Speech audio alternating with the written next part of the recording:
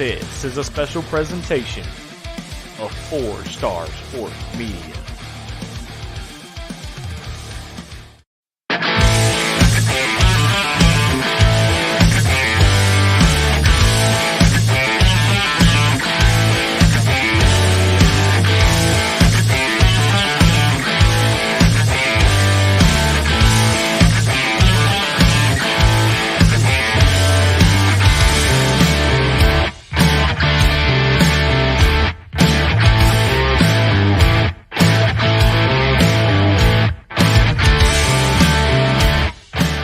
Welcome to the 4 Star Sports Media College Football Pick'em Show. Now, live from the BA Mask Studios, here's your host, from the Point, Wes Pruitt.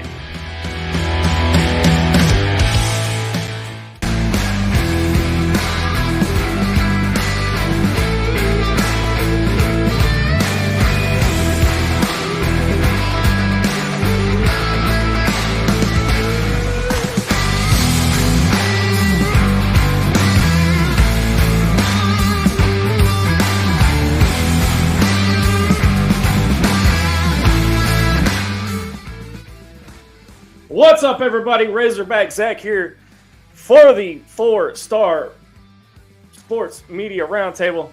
We've changed titles up and everything. I'm kind of confused here. So, I got a special guest with us tonight. Got Nathan with me. I'm surrounded by Alabama fans, and for the record, I'm not Wes Pruitt. I'm a lot better looking, but I'm a little bit more bald. Debatable. I mean, it is debatable because I am a Razorback fan. But welcome everybody into the show, gentlemen. How are we doing this evening? Still recovering from my sunburn in Austin. So is the Longhorns. We're gonna get it. We're gonna get into all of that in just a few minutes. But make sure you guys check in. Nate, how are you, man? You're getting quiet over there. Unmute your mic there, buddy. I'm good. There we go. He's getting all of his notes ready. He's getting fired up. Nate's been fuming since Saturday. So I'm gonna let you guys take over in just a few minutes. But until then, make sure you guys visit 4star.live to stay up to date with all things 4 Star Sports. And Christian's got a new article out previewing Arkansas and Missouri State coming up. And that is going to be one of our games that we pick. But, gentlemen, I want to jump right into this. And before we get to the two biggest stories coming out of week 3, and it's obvious what they are, I want to see, do y'all have any more overreactions coming out of week 2? Jay, we'll start with you. Overreactions? Overreactions. No, because I feel good about what I said in the preseason or off season leading up to this. Then it seems to be coming to fruition. How many times have I beat the table, man, about Jimbo Fisher being overrated, can't develop, these classes can never come through. Yeah, it never happened at Florida State. He had Jameis Winston, once in a generational talent, just like Cam Newton and Gene Chizik. This stuff happens. I keep saying it, man. You can recruit all you want, but it comes down to development and winning games. And the man just can't do it. 8-4, $100 million guaranteed. Don't understand it. Everything else, Brian Harson's hair is still on fire, man. Vanderbilt was kind of a surprise. I was harping on, O'Leary getting the can, but he's bought himself some time. Other than that, my overreaction is how long does Neal last at West Virginia now? I know he's a fan favorite and stuff, but how much time are you going to give him? Right. That would be my overreaction. Nate, what about you, man? You got any overreactions? Of course, we go back to the Jimbo Fisher. If you look back over the offseason, Jimbo did have the number 1 recruiting class, all these 5-star picks, number 1 out of the nation, all these big guys. And he had a quarterback that was a lot of talk last year in King, and he got hurt last year, and that sucks. But this year, he hasn't shown me nothing. If you ask me, the transfer from LSU, Max Johnson, should be quarterback right now. Agreed. Not him. Yep. Agreed. But we're going to see how they handle, because they got Miami coming up. Now, Jimbo Fisher, on the other hand, I just, and somebody correct me on this. Who was the coach? Was it Kevin Sumlin? Kevin Sumlin was the coach. Kevin Sumlin. If you look back, him and Kevin Sumlin, after I think 50 games or something. They did a little statistic. They have the same. They have the same freaking stats right now. But the problem is Kevin Sumlin had top 5 wins. Jimbo has none. And that's why this game leading into when they face off against Miami this weekend. I mean, that's good. Jimbo's got to win that game. Mm-hmm. Given that, let me see if I can find this. All right, so my overreaction actually comes out of Twitter, and it comes from Boston Aggie. And of course, I'm not going to give his Twitter name because there is an expletive in that. But he says, and I said this the other night on Inside the Hog Pen, you cannot say you love college football for the tradition and then proceed to completely crap all over programs' traditions. Hypocrisy. And of course, we're talking about the Rebel Yell video that came out. And of course, we'll jump all into that in a few minutes. But I got one more. I got one more after you done. No, I'm sorry, man. I didn't mean to step on your toes. Go ahead. The other one's Brian Kelly. Brian Kelly he's so happy that he beat Southern 65-17. Boy, he was excited about that, wasn't he? That's not. I mean, he was more excited about that game than he was when he faced off against Florida State. Absolutely. So I don't. I mean, I know Brian Kelly's got a pretty big contract on him, but I give Brian Kelly 2 years. Yeah. Now, my overreaction was this Boston Aggie guy, and so my rebuttal to him was this. You cannot pay $30 million for the number 1 recruiting class and $75 million to a head coach and then proceed to be mediocre and be beaten by Appalachian State at home. Hypocrisy. You know? And then my other overreaction is the University of Florida, and I'm going to tell you why. Because they beat the they beat the number 7 Utah, and then turn around and lose to Kentucky. Now, Kentucky is ranked, and I forget what they were ranked at the time. But again, Florida was ranked higher, so maybe Florida's not all the way back yet. No, I think we tend to forget Billy Napier is still a young head coach. You know, these guys are going to have a lot of ups and downs. Look, and let me tell you something. You want to talk about a Brian Kelly hater, you're looking at this guy right now. But I'm going to have my reservations for him because when it gets nasty for LSU, that's when I'm just going to go 100% all in on this guy. Because I've never had faith in Brian Kelly. He tends to find excuses everywhere he goes to not win the big games, just over and over and over again. But Florida, the overreaction was beating Utah, which nobody expected. And then because they beat Utah, people thought, okay, well, they should be able to beat Kentucky. The matchups, man, people tend to forget these games are about matchups, right? So Utah playing straight up man-on-man favors who? An athletic running quarterback when these corners turn their backs versus a multiple man zone scheme that Mark Stoops runs with very fast linebackers that run east to west extremely fast that eliminates his running ability altogether. So, yeah, if you looked at the matchup as a whole, you could have saw this as a possibility. Yeah. So jumping over into the Heritage Fence Company live fan feedback, Chuck Pendergrass, one of our fans, says, "What's up, guys?" Hey, Chuck, what's going on, man? And Josh Wilbank says, "Hey, guys." Samuel Jones jumping in and says, to his credit, Jimbo beat top 5 Alabama last season. So Alabama, yeah, you're right. Okay. You're right, actually, because go ahead, Sam. Go ahead, Sam. Poke that fire just a little bit. Get these guys even fired up. Right, though. Adam Green chimes in and says, overreaction for week 2, that Alabama is not a top 2 team. Bama is still Bama, though, elite. And again, we're about to jump into, we got one more thing to cover, then I'm going to let you guys have your discussion in regards to Alabama, Texas from last week. But I want to get you guys' take. And Jonathan, you before we go any further, tell these guys how to follow you on social media and where they can find you. On Twitter at College FB Lewis, College Football with Jonathan Lewis on YouTube. That's it. All right. He's got a fantastic show. I've been on his show a couple of times, and he knows his stuff. All right. So, Nathan. Yep. Coaches on the hot seat. We talked about it last week. Give me a coach. Give me 3 coaches. 3? Give me 3 coaches. Hot seat, lukewarm, and a cold. All right.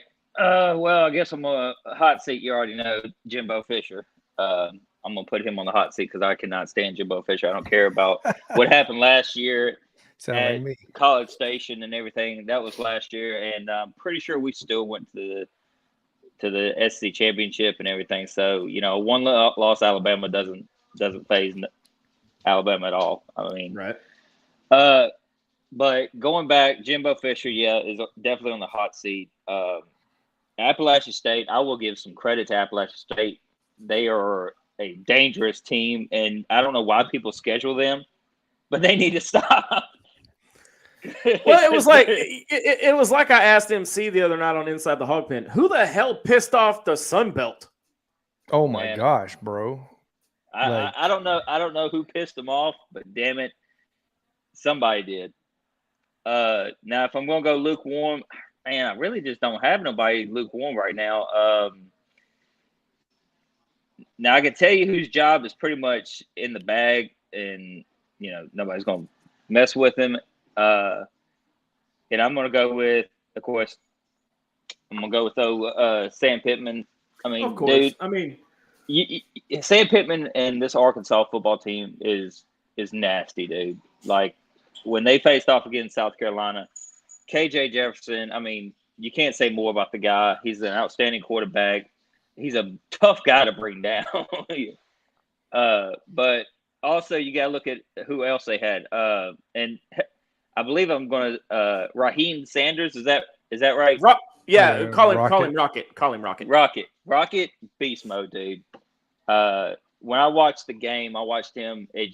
I was thinking back, old school Felix Jones, and he earned that number 5 jersey on Saturday, didn't he? Right. I mean, dude, he was just downright nasty. 24 carries, 156 yards, 2 touchdowns. I mean, South Carolina had no way of stopping him. He put up amazing numbers, and hopefully he gets Offensive Player of the Week. I don't know if he did or not on the SEC. He didn't. Oh shit. Yeah. But also, Arkansas also has a boy that came from Alabama, Trey Sanders. I wish Trey would have stayed at Alabama, but you talking about Drew Sanders? Drew Sanders. Oh, Drew Sanders. I'm sorry, Drew Sanders. Yeah. So I wish Drew would have stayed at Alabama, but I get it. The linebacker competition in Alabama is pretty heavy. So for him to transfer over to Arkansas and and Sam Pittman using his talents, I mean, it shows. He is an outstanding linebacker, dude. Yeah, it was definitely the Sanders show for both Rocket and Drew on Saturday. All right, John, give me 3 coaches, 1 hot, 1 lukewarm, and 1 ice cold. All right, so my on fire one, it should be Jeff Collins, the Georgia Tech coach. That man has not won anything. He will be replaced this year. In my opinion, Charles Huff from Marshall should be the man. With the plan in that seat, just because of location, history, all that stuff. When you're talking about lukewarm, I'm going to have to say Jimbo Fisher because I want to say it's hot, right? Because I can't stand. I'm like Nathan on this one. Like I can't stand him, but it is what it is at this point. So I'll put him in the lukewarm position because, I don't understand how they can be mediocre 8-4 every season and then lose to Appalachian State. Have these. And like Nathan brought up, number 1 recruiting class. But the thing about it is people don't pay attention to this either. Texas A&M is always in the top 8 in recruiting classes, right? So it's not like they have pedestrian classes. They've had talents there. It's just it's never been found to win the big games, essentially, except against one time Alabama, which, I mean, I want to forget that game in my mind as I went to that last year and witnessed that person. But in the cold one is due to the fact that people are starting to overreact a little bit, in my opinion, and that's going to be Dave Aranda and Baylor losing to BYU. But it seems with 2 of their wide receivers out, by the way. BYU is a good team. Every year it seems like people don't want to give BYU credit, and these guys last year they beat 5 Pac-12 teams. 5. They went undefeated in the Pac-12. Think about that. Like if this would have been COVID year, they would have won the damn Pac-12 if they would have played, right? It would have counted like Notre Dame did with the ACC. So I feel like, people are kind of overreacting. So I'll put him on the cold because people need to let's relax on Aranda. This is only, his second year at Baylor coming over from LSU. He won the Big 12 is like his first year, I believe, or second year. I don't know. And now the overreaction from losing to BYU. Yeah. Okay. All right. So I'm going to go. I've got 2 hot seats with no lukewarm. Brian Kelly and Jimbo Fisher. Yeah. And, of course, I'm going to stay home and say the cold seat is Sam Pittman. But and now we come to my favorite part, and I'm going to let you guys have it. And I'll pop in and ask questions as to kind of keep things flowing. But I want to name this my that was close moment of the week with this sound cue. Whoa, that was close. And that is, let me find it here. What happened to Bama in Austin? They squeak out. Now, would you guys, I'm going to start the conversation off like this. Would you guys consider this a struggle win? No. No? No, definitely not. Because y'all were 20-point favorites going into the game. And you only won one. But you're playing Texas and Austin. That whole stadium watching it on TV looked like it was mainly Texas fans. It was. It was only 14,000 Bama fans there. I mean, come on, dude. You're in a hostile environment. Texas it's Texas, man. And not to mention the quarterback they had, Quentin Ewers. I mean, dude, I told y'all on last week on this pod, it was going to be a close matchup. This game won't be a blowout. It's going to be close. And and Ewers coming out and playing the way he did as a freshman, dude, he's a deadly weapon. But no, this was not a struggle win. This was a hard-hitting football game. This is what, was everybody tuned in on. I mean, it was the number one thing trending. I mean, it was big. And to play Texas and Austin, it's like anybody coming to Tuscaloosa to play Alabama. I mean, you're going to have that home field advantage. But when you have all those fans screaming and yelling, you could tell we were struggling on the offensive side. Trying to get the snap off, trying to get everybody in line and everything. I mean, dude, it was loud in that stadium. So I got a lot to unload here. Like first, I had to do a 2-parter on this because I went to the game. Me and Coach Bull Jones did. So we got tickets. My wife bought me tickets and all that good stuff, right? So number one, it was 111 degrees on the field. That's the first thing. It was blazing hot.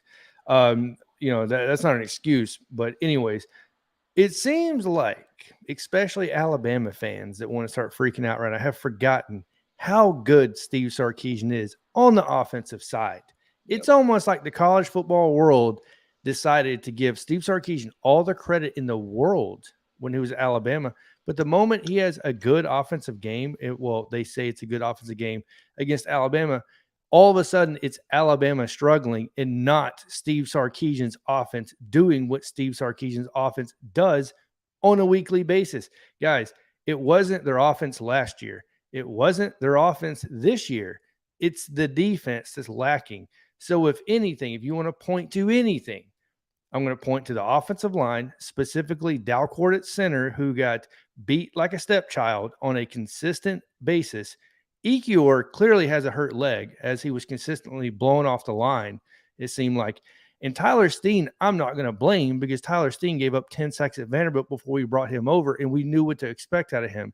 He's doing as expected, right? So Cohen coming off an injury, that type of stuff. So when I look at this, I'm looking at it as an offensive problem, not a defensive problem. I'm looking at Bill O'Brien and going, bro, where the hell is the creativity on this offense? Where's the motion, jet sweeps, orbital motions? Where's the creativity, bro? It's fine. You come out in trips on one side. That's cool. But when all the leverage of the defense is on that side, where's the awareness to change the play when Bryce Young is looking at the sideline, probably saying in his head, bro, we have a problem here. Let's make a change. And nothing comes in from the sideline. That's a problem. Look, I got something for you, and you're going to remember this. 4th and 2. Shotgun formation. Are you freaking kidding me? And look, Jamar Gibbs. This guy he was a stud in this game. This guy was the playmaker in this game. Jamar Gibbs was. Yeah. Why didn't you just get under center, hand it off to Jamar Gibbs? You had the first down. Rodale Williams has come in and fumbled. He's a third string running back. I mean, yeah, he's a powerhouse, but he is not going to be that powerhouse that you need. You need him on goal line. You don't need him at a 4th and 2 when you're trying to get that first down to keep the drive moving. You need Jamar Gibbs. You need McClellan. You need Trey Sanders, for crying out loud, could do it. That's the guys you need. And that play calling that Bill O'Brien's doing on that offense, it just I wish we'd go back. Yeah, I wish we'd go back to the old Alabama ways and run the ball, because that's what we were good at. We always ran the ball. So Sam Jones, go ahead, Jonathan. So, and this is this is how you know you have an offensive coordinator problem. Look, guys, I don't like to criticize coordinators or even coaches because that's not what I like to do. But I will say this is how obvious there's an offensive coordinator issue, in my opinion.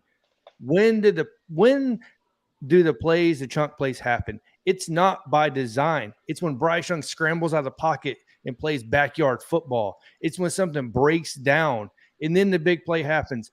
Nothing came off of design. No deep throws came off design.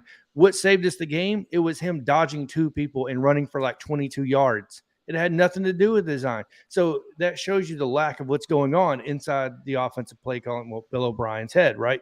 We're just going to call it what it is, essentially, at the end of the day. But yeah, I'll leave it at that and let you go. Obviously, I got more to say on this, but go ahead. Oh, yeah, no. Sam Jones wants to chime in and says it is a struggle win. Kansas put out less effort to beat Texas. Oh, man. Come on.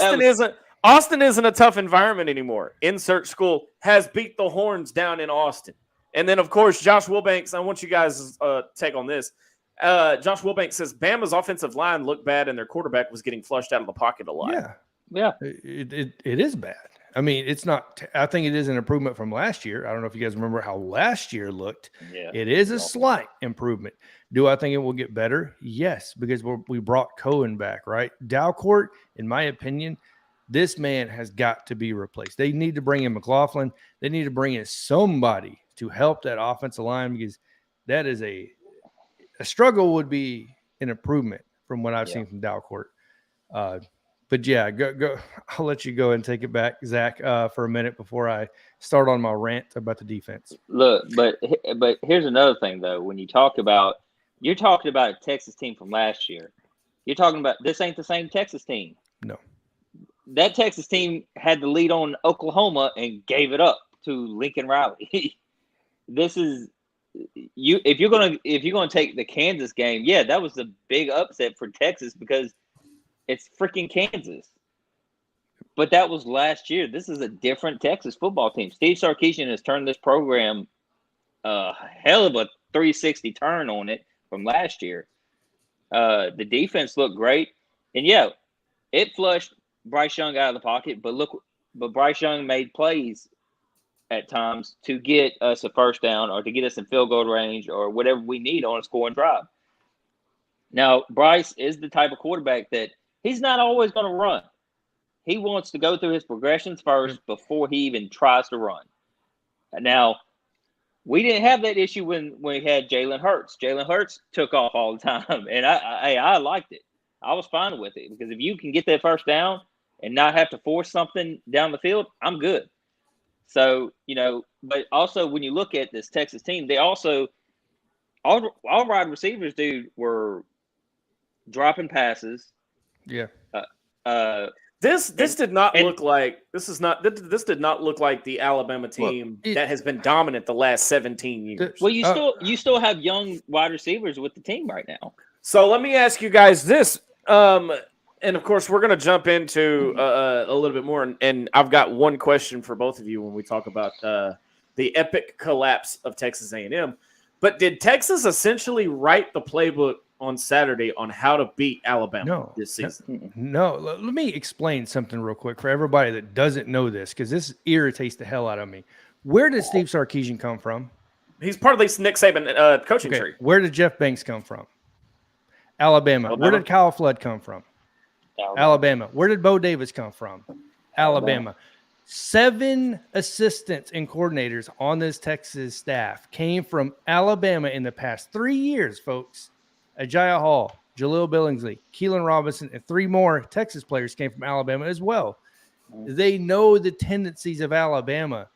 I mean, it's one thing if one guy goes and it's just Steve Sarkisian. It's another When Kyle Flood, Jeff Banks, and Bo Davis, who all have been with Saban personally multiple times for many years, knows what's going to irritate Alabama and irritate Bryce Young, Steve Sarkisian's a QB coach. What is he going to do to irritate Bryce Young? It's not hard. Umbrella coverage. Keep everything in front of you. 2 deep safeties. Force him to go through progressions, knowing how weak our offensive line is.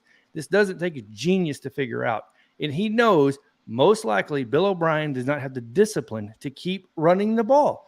Jace McClellan runs for 81 yards and a touchdown. The following drive, we pass 3 straight times and go 3 and out. The following drive, we pass 3 more times, 3 and out. There's no explanation behind this other than bad vanilla play calling behind Bill O'Brien. And I know people want to torch Alabama's defense, but in my opinion, they did their job. They held Bijan to 2.7 yards per carry. They didn't allow him to run the ball. Yes, they gave up some deep throws, which you're going to do one-on-one man coverage with only 1 deep safety. That's exactly what happens. Alabama's defense played to win the game. The problem is Alabama's offense couldn't be disciplined enough to just take what's given to them. There were so many times when Bryce Young could have ran the ball in the first half, and I'm going, bro, it's right there. Everybody has their back turned. But he wants, like you said, Nathan, he wants to go through his progressions and do the right thing, and I understand that. But sometimes you have to do what makes sense. You have to take what they give you. And sometimes Alabama's offense just doesn't do a good job doing that. And Bill O'Brien has to beat it in everybody's head. Look, guys, if they're going to give you 8 to 10 yards to run the ball, Bryce, take the 8 to 10 yards, bro. Just take But also, this ain't the same offensive line that Mac Jones had. Mac Jones, that's the reason close. Mac Jones had plenty of time to stay in that pocket and go through all the progressions. Yeah. That's why he was outstanding on what he did. And Devontae Smith at wide receiver, Jalen Waddle when he was healthy. I mean, he had the guys that he needed. Now, when you look at this offensive line, yeah, it's a struggle. But what really killed us is the freaking penalties. Bro. 15 penalties total to 100 yards. You had Texas had 5 with a total of 30. I mean, we were beating ourselves at times. I can agree with that. We extended so many plays or so many drives. Now, Stop. Right, and now you want to talk about our DBs got beat. Alabama. I mean, I'm gonna go a little ways back. When we had our DBs like Mika Fitzpatrick, Trey Diggs, all them guys. And not to take anything away from the guys we got right now, but Branch is an outstanding defensive back that we got. Yeah. And he has his moments that he can step up. Eli Ricks, the new transfer from LSU, I'm waiting to see something from him. Jordan Battle is, what, in my opinion, one of my favorites on this DB unit. Is it Jordan or Jalen? No, it's Jordan. It's Jordan Battle. Yeah. Now, we have a lot of work to do, and I will say this, and I hate saying this. Will Anderson made some mistakes, and boy, you don't hardly ever see it from him, but you could tell it was beating him. That surprised me when I saw the false starts against him. Yeah, early on, that was weird. Yeah. So, go ahead. No, go ahead. So I'm going to get into defense now that we're talking about that. Will Anderson had 4 offsides penalties and then a personal foul that blew my doors off when I saw the running back completely fall down and then re-stand up and he hit him. And I'm like, dude, what is going on here? It's like a different dimension. Like, you don't see Will Anderson make that crazy of mistakes. Now, getting past the penalties, let's address a couple things. First of all, Kyrie Jackson belongs on the sideline. He doesn't belong on the field. That man got burnt like my toast in the morning before I put butter on it multiple times. Henry Ato'oto is afraid to hit somebody. The man's not a gap filler. He won't come up. He won't smack somebody in the face. He waits for them. I looked up a very interesting statistic. People want to talk about his 110 tackles at Alabama last year and his 73 before that at Tennessee. Here's an interesting statistic for you. All those tackles on average come between downfield 8 to 10 yards when an average Alabama inside linebacker makes those tackles within 3 to 5 yards of the line of scrimmage. Notice the difference. One's attacking the gaps. One is setting back and waiting for them to come to him. Big difference. That's one. I already said that. So let me chime in here real quick, Jonathan. Sam Jones says Texas flushed Bryce Young more than the Thrones at an all-you-can-eat buffet. Sam Jones is our resident pun expert, so he's coming in with that. But I want to go ahead and wrap this up because I know we've got one more thing, and I know Jonathan's got to get out of here. But are we going to see the more dominant, more dynamic Alabama closing this discussion out? Are we going to see a much more disciplined Alabama moving forward? Go ahead, Nathan. You want to go first, or we want to go first? Yeah, it's okay. I'm telling you, this game is an overreaction. People are surprised. People are surprised because Vegas, for some reason, put it at -20 in Austin with a record crowd, by the way, there at DKR with 106,000, like 988 people. I was there, man. People were standing in the walkways. There was no seats available. It was 11 a.m. kickoff. So middle finger to you, Fox, by the way, turned me into a lobster by the end of that. No, wait a minute. Let me do kind of, again, I've defended the TV contracts. You ain't defending 11 a.m. Well, but again, the Big 12 does things a little bit different. They call it Big Noon Kickoff because that's their primetime game. That's their primetime spot for the Big 12 is that 11 a.m. kick. That's when their biggest games of the conference are. So I can kind of understand that. But had that been at Alabama, it would have been a 6 o'clock kickoff on ESPN. Well, okay. Well, my question is this: College Game Day was there. Who's bigger, bro? College Game Day or Big Noon Kickoff? Come on, let's be real for a minute. It's the way it played out. It's the way it played out. Well, I'm gonna go ahead and put my 2 cents in. All right, so we got UL Monroe this coming Saturday. Now, UL Monroe did beat us a while back. Beat us 21-14. Yep. Beat us 21-14. That was Saban's first year as a head coach at Alabama. Now, Terry Bowdlin, you'll hear Nick Saban talking a lot of his press conferences. He's got a lot of respect for the man. There's a big bond right there between these two coaches. Now, a lot of people have asked, well, how pissed off do you think Saban was? Saban was pissed off enough that he told the guys when they were doing the horns down, we don't do that shit. Yep. And that was caught on live television. So, and you can only imagine to be a fly on the wall in that locker room after that game, or even to be at practice. I'm sure they watched film Sunday. I'm sure they didn't even bother. I mean, but coming back home and playing against UL Monroe is going to be something that Alabama is going to need to bounce back. Now, we do have UL Monroe. We have Vanderbilt. But the true test to see how bounce back we are is going to be after Vanderbilt when we face Arkansas and Fayetteville. That is going to be a test. And, Zach, I see you smiling out there. I plan on being there, by the way. Heck yeah, dude. We need to hang out because I'll be there too. Speaking of that, Nate, I've got a hot take for you guys right now, and I'm going to drop it right on this show. Okay, the battle for the SEC West will happen in 2 weeks against Alabama. The battle for the SEC West will happen in Fayetteville. This is probably the best matchup that I've seen these two teams have in a very, very, very, very long time. I mean, I lived through the back-to-back 52-0 blowouts back in the day.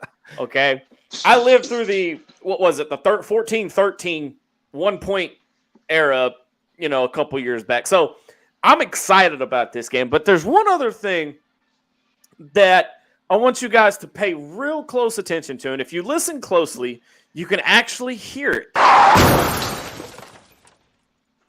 The noise you just heard was Texas A&M's season come crashing to a halt, and the epic collapse of Texas A&M. This has not been a great week for Texas A&M by any stretch of the imagination, Jonathan.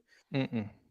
I mean, you had the loss of Appalachian State. You had a big-time recruit come in and cancel his visit. You had the idiot, I think it was a defensive back, decide he was going to play, fast and furious in a park. Yep. You have the video of the Rebel Yell. I mean, it can't get any worse for Texas A&M. I mean, it can, but I think Jimbo Fisher's seat is going to get a heck of a lot hotter if he drops another game to drops another game to Miami this Saturday. What do you guys think? They're losing that game. Yeah, Tyler Van Dyke's. Go ahead. I mean, no, I'm gonna just bump off what you said. Tyler Van Dyke, dude. That's all you gotta say about it. Miami they're legit this season, and I've made my pick is to say Miami is probably going to win the ACC this year. Do you think is it Mario Cristobal down there now? Who is it? Mario Cristobal. Mario Cristobal. Okay, yeah, that's what I thought. He's got this program turned around. So, what do you guys think of? And I'm going to go ahead and say it. And I mean, it says it right there: the epic collapse of Texas A&M. Look, I've been saying this for 2 years now, man. On my show, I've been saying it longer than that, but I keep saying the Jimbo Fisher thing. He's an overpaid head coach. The fact that they gave him a fully guaranteed contract was just not smart in any way, shape, or form. And that's why you saw the slowdown of that happening until obviously the Brian Kelly, Marcus Freeman, Lincoln Riley this past offseason, right, where everybody's getting paid. They need to throw some money my way. Just saying, there's so much money being thrown around. But either way, look, Texas A&M is not in a good position. They haven't been in a good position for a long time. And why? It's because you can't go 8-4 and get paid $100 million, have a number one recruiting class. And then your quarter, people want to talk about Haynes King. Bro, he has almost as many interceptions as quarters played. Let's be real for a minute. They had their chance last year with Isaiah Spiller and those dogs, DeLille O'Neal, and all those guys on the defensive line. I was there for that too. When they beat Alabama, they had that moment, and they squandered the season when they lost to Mississippi State. And I keep saying every year, bro, Jimbo Fisher has no idea how to win big games. When it comes down to, and what does he always do? He makes an excuse every time. When are the A&M fans going to look past this dude and realize he's just not the guy? Well, and he had one great season, the one national championship with a dynamic team at Florida State. That does not make it, and that was on the heels of Bobby Bowden. Yeah, that was on the heels of Bobby Bowden. So one national championship does not make him this grand gestured coach. Nathan, your thoughts? Look, I agree fully. I mean, Jimbo is just not the coach for Texas A&M. I mean, he just period. He left Florida State. When he left Florida State, he come to Texas. He come to the SEC. Brian Kelly is doing the same thing Jimbo Fisher did. He wants to come to the SEC and coach in the SEC with his little fake accent. And turns out Brian Kelly can't coach in the SEC. It's shown. Brian Kelly and Jimbo Fisher got the same thing in common. They can't win the big one. It's been proven. Notre Dame is basically might as well call Alabama daddy because how many times and how bad we've beaten the crap out of them every time they get in the playoff. And it's the same thing. Oh, Notre Dame, yeah, Brian Kelly, this is his year. No, it's not. It's the same thing with Jimbo Fisher. Yep. Jimbo had a squad last year. I mean, I couldn't name all the freaking outstanding players on that team. And not to mention, did they get cheated last year a little bit? Yeah, I'll say it. Yeah, they should have got a better bowl. Or at least in the playoff. But the thing is that Jimbo Fisher he can't do it. He's got I know several other coaches that could probably do a better job at Texas A&M than Jimbo. I'm just going to say this. Gene Chizik won a national championship. That doesn't make him an outstanding coach. Nope. Look at where he is now. And that's what I'm saying. So, Ed Orgeron, national championship. Where is he at now? Living the high life with $17 million in Miami. Les Miles. Exactly. Yeah, Les Miles. Right. Jonathan, one more time before we let you go, tell everybody where they can find you. So at College FB Lewis on Twitter, and then College Football with Jonathan Lewis on YouTube. So real quick before we go to break, one last question, a couple comments here. Samuel Jones says, is Jimbo the bimbo that can never secure the ring? Yeah. That's exactly it. That's a good way to put it. I'm going to use that, by the way. Sam. That's great. I told Sam that over on our show. I said I'm going to put a space on the wall for all of his puns and stuff. So because Jimbo just can't do it, dude. Now he needs to be an assistant coach to somebody. That's what he needs to be. Yeah, absolutely. Now, what about this one? Zach Calzada was their best opportunity. You agree or disagree? Yeah, I mean, I wouldn't put it on Zach Calzada, but I'm going to say that team with Isaiah Spiller was definitely their best opportunity. And I will say this: if Jimbo does not wake up and put Max Johnson. Max Johnson is probably maybe the only chance of them coming close with Miami.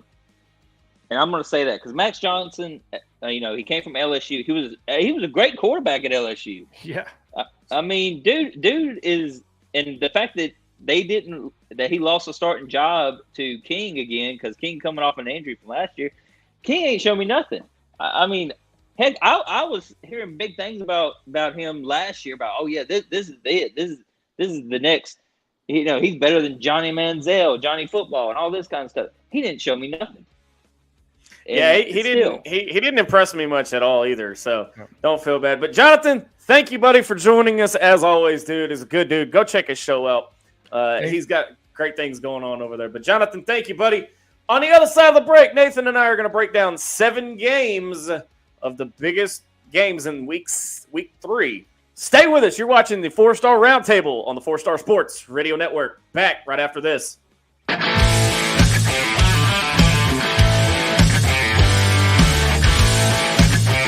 Hey fans, did you know that 4-Star Sports Media now has a YouTube channel? You can catch exclusive content covering all things Memphis Tigers and the Arkansas Razorbacks. Shows like The Point, and the only show on social media about the Arkansas Razorbacks that is purely fan-driven inside the Hog Pen. Plus other shows like The Hog Trough, the 4-Star Sports Show, and many more coming soon. So check them out today. Go on YouTube.com and search 4-Star Sports Media.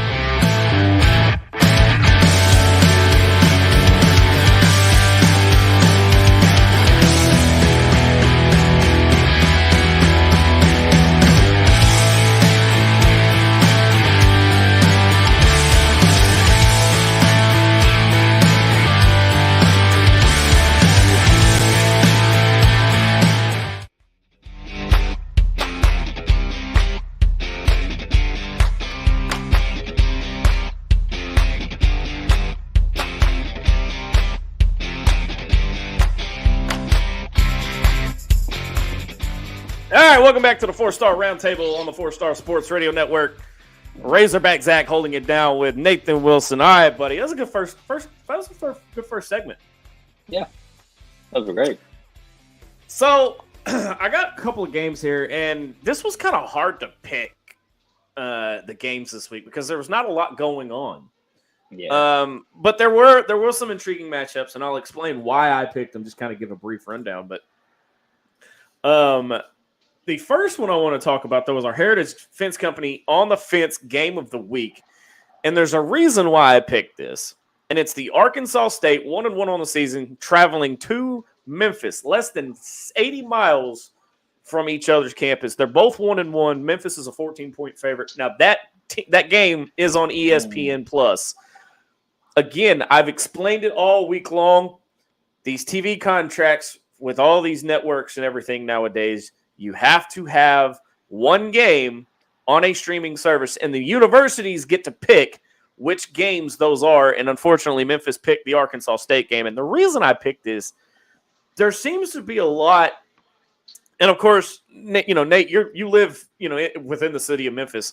There seems to be a lot of misunderstanding regarding this game for Memphis.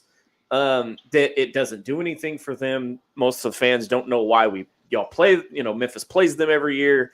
Kind of give me a rundown of this, because it's almost like this is a rivalry forming right now. I mean, I would like to say it is. Anybody that remembers last year was a shootout. Final score 55-50 between these two programs. Both quarterbacks were outstanding, and that game was actually in Jonesboro at Arkansas State.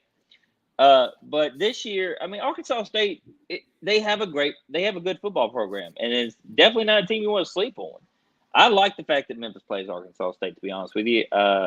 Heck, I'd like to see Arkansas State jump over into the American League Conference. But what I am going to say about Arkansas State, though, is that they have a quarterback in Blackman that is a deadly weapon at times. So when you look at this game, these two programs are not far from each other. So is it a rivalry? Yeah, it could be one. It would be a close one. Like I said, Jonesboro isn't far from Memphis.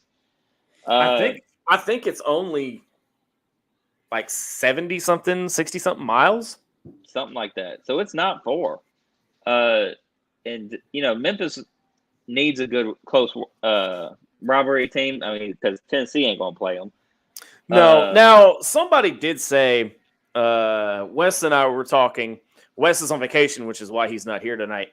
But Wes and I were talking, and apparently there was a fan that says that Memphis needs to play 4 or 5 SEC schools every year for exposure reasons. Well, here's what 5? Well, and he rattled off Tennessee, Ole Miss, Alabama, Georgia, and maybe Arkansas. Okay. Now here's the thing. Nobody in their right mind is going to schedule 5 SEC schools out of conference. Number 2, there's no way that they're going to schedule a home and home. There's no way you're going to get Alabama to come to Memphis. There's no way you're going to get Georgia to come to Memphis. Okay? So to go on to publicly say that on a forum, and I think it was on Facebook or something, to say that Memphis needs this exposure, it's kind of outlandish. Now, I could see the Ole Miss game, Memphis against Ole Miss. That was always a good matchup when they played. I like the Mississippi State Memphis matchup. Hell, let Memphis schedule Vanderbilt. Let them play Vandy. That's an idea. I mean, yeah, I would love to see Memphis and Tennessee play because just out here in Memphis, it's completely divided. There's Tennessee fans. There's Memphis. I can guarantee the Liberty Bowl will be sold out. It's just like Arkansas playing Arkansas State. The state's divided. Half the state doesn't want to play them. Half the state wants that matchup. And me personally, I think it would be great. I mean, because each state has an in-state rival. I mean, Georgia's got Georgia Tech. Florida's got Florida State. Auburn and Alabama. LSU. Well, I don't know if LSU's got an in-state rival. Do they? Let's see. LSU. Would it be Tulane? Battle for the. Yeah, it would battle for the rag. I think. One. Yeah, it'd be an old one. That brought back. Texas. Texas has Texas Tech or A&M. It'd probably be the A&M matchup. But so, give me your pick. Who do you got? Arkansas State or Memphis? If it turns out the way it was last year, it was a complete shootout. But before it was a shootout, Memphis had the big lead on them. It is a home game for Memphis, and they did it, and Memphis did. And I wish I was on the point to talk about it, but Memphis did an outstanding job against Navy. They finally started getting in sync. So I'm gonna go with it. I'm gonna go ahead and pick Memphis on this one. As long as they can handle Blackman, keep pressure on him, keep him in the pocket, keep him contained, don't let him get out. And also, these DBs have to put pressure on Flemings, who is a transfer at Arkansas State. He transferred from, I think, Oregon State or something. But he had, hit like 17 receptions, 227 yards, and a touchdown. Okay. So, he's an outstanding wide receiver, but yeah, I'm hoping Memphis can hold off and beat Arkansas State in this one. So Richard Wright is going with Arkansas State, and I'm going to go. I think Memphis covers, and I think Memphis is going to take the win. So, the next one is our 4-star sports media game of the week. Yes, I know there's a lot of games of the week, but our 4-star sports media game of the week is number 13 Miami, 2-0 on the season, traveling to College Station to take on number 24 Texas A&M, who's 1-1 coming off that loss to Appalachian State. Also tying the record for biggest drop in the AP poll in history. Yeah. A&M is a 6-point favorite, 8 p.m. on ESPN. Give me the Canes, man. Give me the U. Give me the U. No, I totally agree. Miami, it's a different – this Miami team is what my pick to win the ACC this year. Miami has an elite squad. Van Dyke is freaking doing an outstanding job at quarterback. I'm glad they finally found the quarterback. So yeah, I mean, I know it's going to be at College Station, but I mean, Appalachian State was just there. They beat y'all, so I'm going with the U, baby. Miami all the way.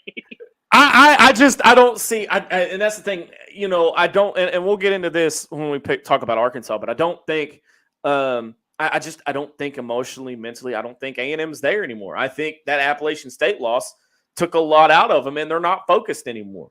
I think if Texas A&M, if Jimbo Fisher just goes ahead and starts Max Johnson in this game, I think I would be surprised if he doesn't. Richard Wright's going with A&M. He says they are going to be pissed.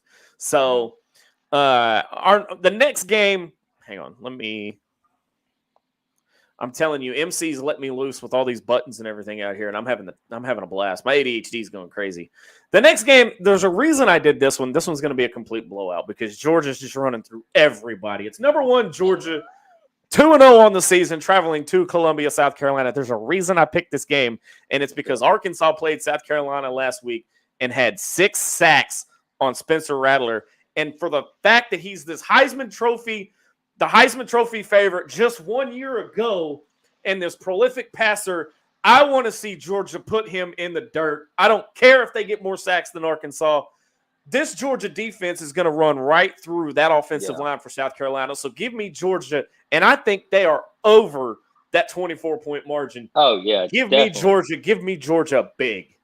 I've said it before. Spencer Rattler is not the quarterback everybody puts him out to be. He wasn't at Oklahoma. He comes to the SEC, decides, hey, I'm going to go play for South Carolina, and I think that I can do an outstanding job with him. No, you can't, dude. Arkansas made you look like a chump. I bet you left that stadium crying to your mama, telling her that you wish you would have went to some other program. SEC was not your place, buddy. So yeah, I'm going to say this real quick. I'm going to say Georgia beats the dog mess out of them. Final score. I'm going to just go out and say it. 42-14, dude. Yeah, I don't even give them 14. I'll say 52-7. Because Georgia's I'm saying 14 because Georgia's going to put the third string in. I don't even know, but that's the thing. I don't even think that the third string's going to let them score. Yeah.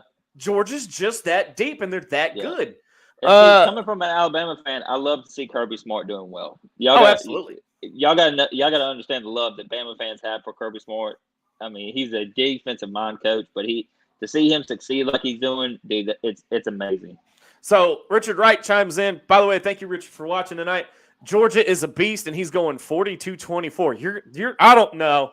I don't see Georgia giving up 24 points. I can't see it. But yeah, no, Georgia's just they haven't dropped off since last year at all. They're going to keep rolling now. Yeah. I don't know if they're going to win the national title because that's yet to be determined because it's still so early in the season and conference play is just now firing up. And but plus, the schedule that Georgia has, I mean, I'm going to say it, and I know a lot of people are going to say there's a lot of teams in the SEC East that you got to be very cautious with. And I'm going to say Tennessee's one of them. I'm going to go ahead and say it, dude. I'm telling you, Tennessee, Josh Harbaugh, I dogged the man before, but this Tennessee football squad looks a hell of a lot different. I'd say Florida and Kentucky and Tennessee in that order. No, I'm sorry. Kentucky, Florida, Tennessee in that order. Well, Mississippi State can do it too because they played Mississippi State True, but that's the SEC West too. I'm talking about just the East teams. Just the East, yeah. So the next one is again the same kind of thing. It's going to be one-sided, but I just want to see how Nebraska does following the exit of Scott Frost, which, by the way, a lot of reports coming out of Lincoln about Scott Frost. So it's going to be an interesting development the next couple of days to see kind of how all this unfolds. But number 6, Oklahoma, 2-0 on the season, traveling to Lincoln. They are an 11-point favorite over Nebraska, 11 a.m. on Fox. Give me OU. Give me OU big. Nate, how about you, buddy? I'm going to go ahead and say this, Scott Frost. If you're by any chance listening to this podcast, I'm going to just go ahead and tell you, go ahead and put your application in for the Saban School of Head Coaches. Mm-hmm. Go ahead and become an analyst. Start from the bottom, like a lot of coaches do. Steve Sarkisian was a look. I want to say this. Butch Jones did the same thing. Butch Jones was hired on when he got let go from Tennessee. He started as an offensive analyst. and Steve Sarkisian was too. A lot of these guys started off as analysts and made their way into the round table as what they're called too. But also Dylan Gabriel, Knights of the Saban table. Right. I didn't mean to rhyme there. That's kind of funny. No, that was pretty good. But Dylan Gabriel, I'm glad to see him in Oklahoma and succeeding like he is. He is a good fit for Oklahoma. Not to mention, this Oklahoma team is just – I'm not going to say it was the same Lincoln Riley one, but it's still Oklahoma. So, yeah, give me Oklahoma in this one. All right, so our next one is the only – oops. I'm telling you, Nate, I'm over here just pushing all kinds of buttons. So the next game is the only top 25 matchup of the week, and that is number 12 BYU 2-0 traveling to Eugene, Oregon. Number 25 Oregon Ducks 1-1 on the season, and of course Oregon gets the 3.5-point favorite for being at home. That is a 2:30 kick on Fox. Give me BYU because based on how Oregon did against Georgia, I just don't think Oregon is all it's cracked up to be. Well, yeah. I mean, Bo Nix. I mean, he does not do good against Bo pick six Nix. Yeah. So, but Bo did have a good game this past week. I think he finally got comfortable with the offense a little bit better and was a little bit more in sync. He had 5 touchdowns, I believe, if I'm saying that right. Yeah, I believe he had 5 touchdowns and everything. So, but it is at home, and I did see. And think about watching Oregon play is you see all these crazy uniforms they come out with. They got a different uniform each game. Yeah. Now I saw the one for this coming up game, and I like it, but I'm gonna go with Oregon in this one. I think I think this would be a good game for them to bounce back on. Yeah, there are some times that I'm kind of jealous of the Oregon uniforms, but well, the president of Nike. That was his alma mater. That's his. Oh yeah, and he pours, and he's cranking them out. I watched a tour of a recruiter of someone. One of the college or high school kids was getting recruited by Oregon. Well, they did his little, little tour around the campus and everything at Oregon. Mm-hmm. Dude, Oregon's football facility, it's amazing. I mean, it's one of the best. It's one of the best ones in the Pac-12. I'll give them that. Yeah. The next one is just because I hate Auburn, and I'm going to go number 22 Penn State 2-0, and then 3-point favorite at the Plains in Auburn, Alabama. Also 2-0. That's a 2:30 kick on CBS. Give me Penn State. I hate Auburn with the passion. I hate them. I hate them almost as much as I hate LSU and Alabama. This game is, it is going to be, at Jordan. I'm gonna make sure I say this right too. Jordan-Hare Stadium. But I'm gonna say this about Auburn. This team, I got a lot of respect for them, especially from the Iron Bowl last year.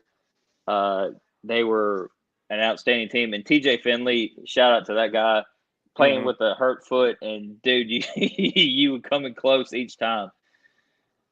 Now, Penn State, I haven't really got to see Penn State a lot this year. Really, I just try not to get my hopes up about Penn State because they always – I mean, Franklin's a good coach, but it's Penn State.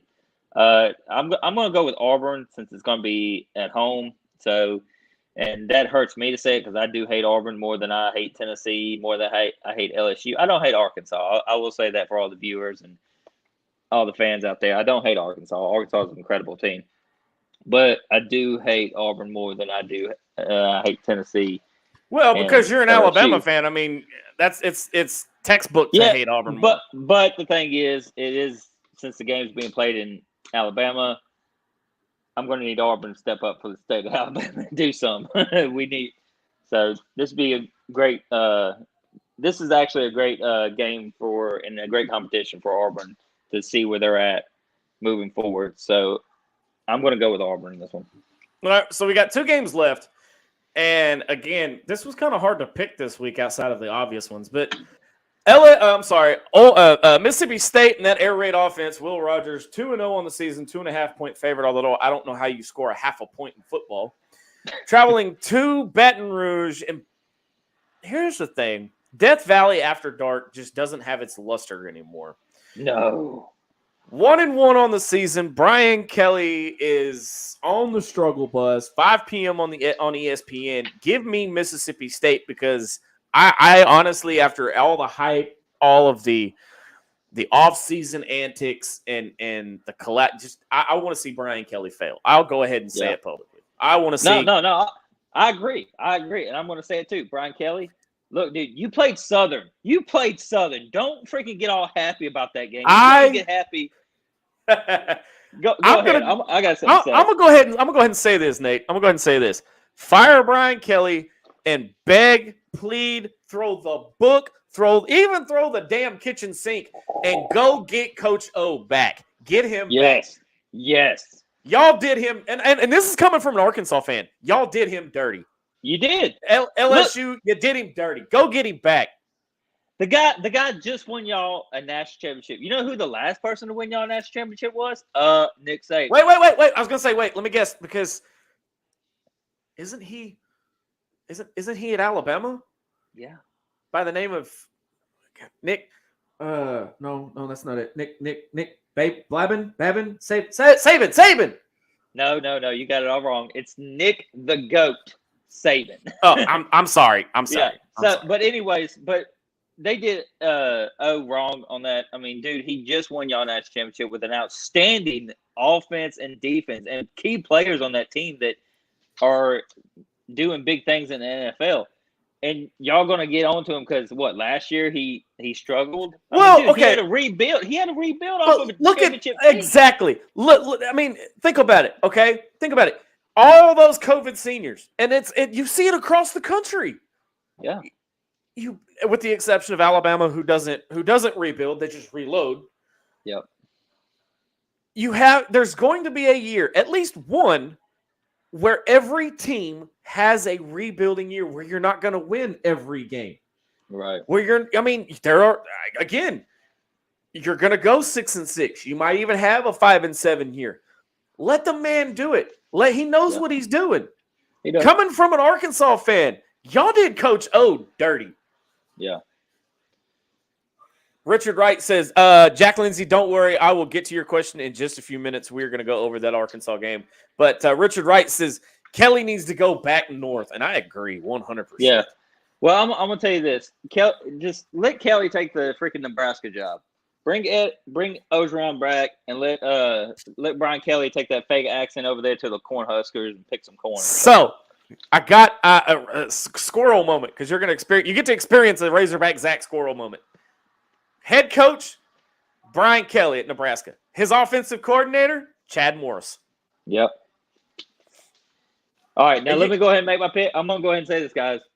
I'm going to go – it's in Death Valley. I'm going to go Mike Leach, Will Rogers, and the Mississippi State Bulldogs all the way. Definitely. I hope they ring them cowbells all over. LSU's defense is not ready for Will Rogers to throw 400-plus yards on him. No. All right, so our last game of the night is Missouri State goes to Fayetteville, Arkansas to take on the number 10 Arkansas Razorbacks. There is no line on this game because it's an FCS opponent. But there is a lot riding on this game, Nate, because for the first time in a decade, it is the return of Bobby Petrino. Let me have it, Nate. What do you think about it? First off, is Bobby Petrino going to be riding in on his motorcycle with some college girl on the back of it? He might have a blonde. I don't know. I mean, Ed Ogeron was watching the football game with the blonde, when LSU got beat. But look, I'm going to say this, though. This Arkansas team, for Bobby Petrino to come back and look at this new Arkansas team and see this coach, Sam Pittman, who I've said from the get-go, and I said last year that Sam Pittman was the coach for Arkansas. Sam Pittman's got these guys playing incredible ball game, and, it's no competition. I hope it's a warm greetings. It's not going to look. Okay, so you don't follow a lot of Razorback fans on social media. I think I'm the only one. I can tell you firsthand, it's not going to be a pretty reception because and I said this the other night on Inside the Hog Pen. This has been brewing for 10 years. It's an open wound that has been brewing for 10 years. Arkansas has been waiting for this moment for a decade because that's how long. I mean, look at all the struggles we went through just to get back to prevalence, just to get back to being in the national picture again. Yeah. That's how bad Bobby Petrino left it. That being said, I want to ask, Jack Lindsay's got a wonderful question. He says, I got a question to ask you. Do you think Arkansas wins against Alabama? I don't like Georgia, Alabama, LSU, A&M, Ole Miss. Tell the truth. I don't like any garbage FCC. We need to win all of them. Not exactly sure how, but I mean, we're kind of torn here. Of course, you're going to say Alabama beats Arkansas. I'm going to say Arkansas beats Alabama. No. See, I will say this. Okay, I will say this. Arkansas last year. Let's remember last year's game. Terrell Burks was injured and still put up. What was Terrell Burks' stats last year? He was unstoppable. He was hurting and we couldn't stop him. Yeah. KJ Jefferson was doing it. I think he was kind of hurting there towards the end of the game. He was limping. He was limping a little bit, but not. But bad. KJ Jefferson is a big guy to bring down. Yeah. He's a tough guy. So when you look at this matchup, it's going to be just like it was when it was in Tuscaloosa. Arkansas, Alabama. A lot of people, have got to understand something about this game. I would love for this to be a rivalry somewhere down the road. All right, because this is why I say that. Is because it is because we're so tired of freaking losing to Alabama. Right. We've come close. We've come close so many times though, and we find some way. Now I say many times, but the back-to-back 52-0 years we're not going to talk about. Right. But here's the thing: this Arkansas program though has a chance, and I've said this, and Zach, you can back me up on this. I even said that one of my dark horses that will have a chance to beat Alabama is going to be Arkansas. Sam Pittman, and it's going to be in Fayetteville. I mean, dude, this game's going to be so hyped, and I hope it's sold out. I hope the fan base all packs out Alabama and Arkansas for this game because this is going to be a fight. It is, and you and I are going to talk about this a lot throughout the next week, starting Sunday all the way up till game day. But we don't play y'all until next week we got Vandy, and then after that we got Arkansas. That's right, 2 weeks. 2 weeks away. My bad.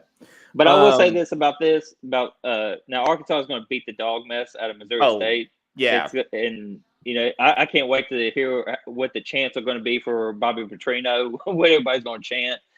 I can't wait to hear. Well, it's not so much the chant. It's they're going to show up with neck braces and blonde wigs and all of that. Which again. Like I said the other night on the show, this is the nail in the coffin, ending this complete saga of 10 years worth of misery.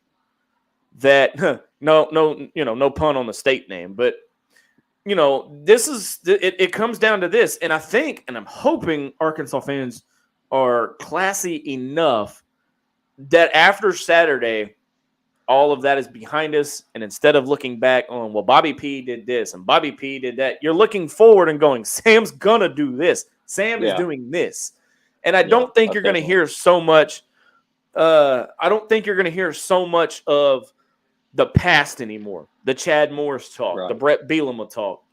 So, but give me Arkansas big, and I honestly think they're gonna break the 50-point mark. Yeah. Oh, yeah, most definitely. I honestly think. Let me roll through these comments real quick, and then we're going to wrap this bad boy up, put a bow on it, and get out of here. Richard Wright says, I'm sorry, I got the wrong. He says, 42-14, I changed it, no field goals. I like that. Jack Lindsay chimes in again and says, Arkansas is tired of losing to Alabama, like you said. Look at Texas and Alabama a couple of weeks ago. They have a chance to beat Bama. They do. But one thing is for certain, I don't ever want to play a pissed-off Nick Saban Alabama team. I don't. That's why, and I want to say this real quick. That's why anybody that plays Alabama after they lose a game, you might as well just get ready for a funeral, buddy, because Bama's coming. Yeah, and that's why I'm thankful that there's ULM and there's Vandy between us in that Texas game. I honestly think, of course, this is the Arkansas fan coming out in me and not the unbiased analysts that we are supposed to be. But I honestly think, and I'd like to hope that Alabama's going to just be emotionally drained still and overlooking everything. Yeah. And still reeling from that. Now, 3 weeks removed, we don't know. We'll find out. No, we don't. Game week. I can tell you this much: this Alabama, and we'll talk more about it in 2 weeks. But the Alabama-Arkansas game, the matchup, everybody, I'm just going to go ahead and tell y'all think the Texas-Alabama game was the most thing watched trending? No.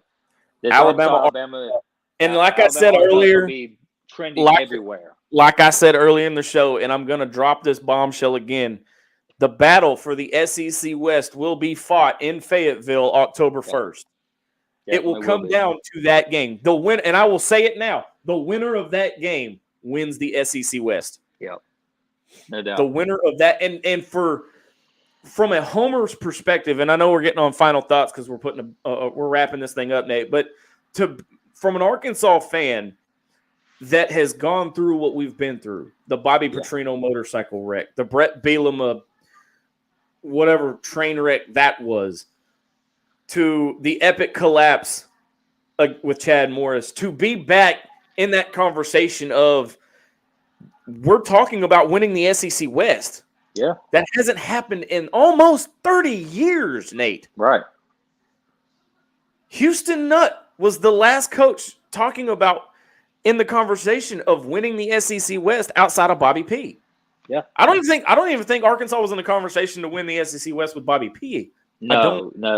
I think they at first when Bobby Petrino came over to Arkansas, I think the talk was there, but after a while it was faded back out. And Chad Morris, I mean, God, I feel like if you're an Arkansas fan, you say the name Chad Morris, you just it's like a name that should not be said.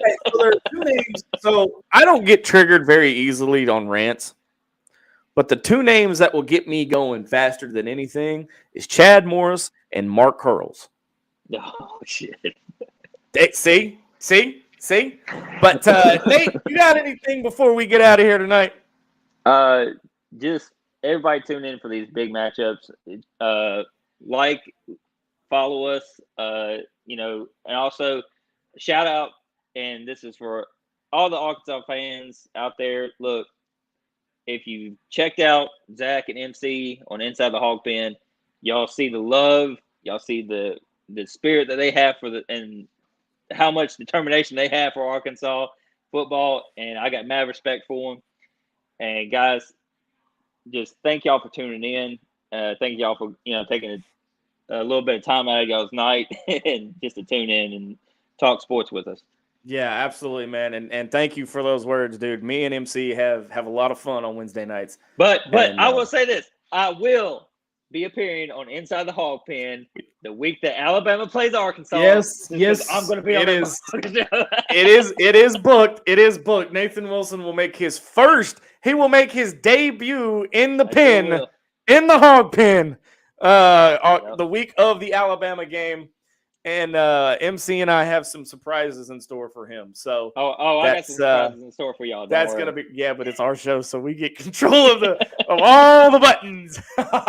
No, it's gonna be fun, dude, and I'm excited. Yeah, I can't wait. And Saturdays in the fall, dude, it doesn't get any better than college football, man. So for all of us here at 4-Star Sports Media, I'm Razorback Zach, for Nathan Wilson, Wes Pruitt, Christian Johnston, and all of us here at 4-Star Sports Media. Thank you for joining us on the 4-Star Roundtable. And with that, good night.